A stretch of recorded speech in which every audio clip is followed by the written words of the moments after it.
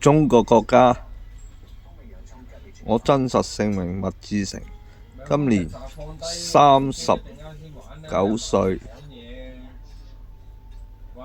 我2013年俾一部電影《變形金剛4》屈咗我入去坐監。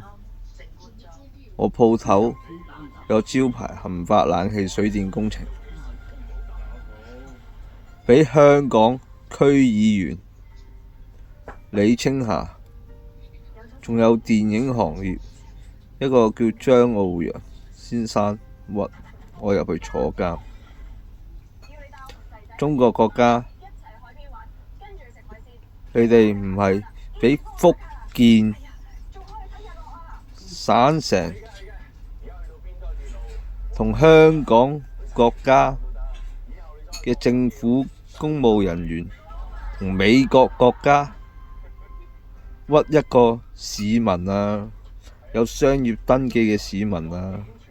如果咁樣，你哋中國國家嘅軍人軍隊咁都唔處理，你哋真係食屎狗咯！屌你咁屎都食撚埋嗰隻咯，冇撚用嘅中國人。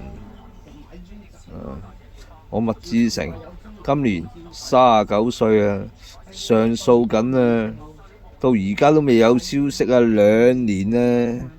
個香港區議員係福建人嚟嘅，係喺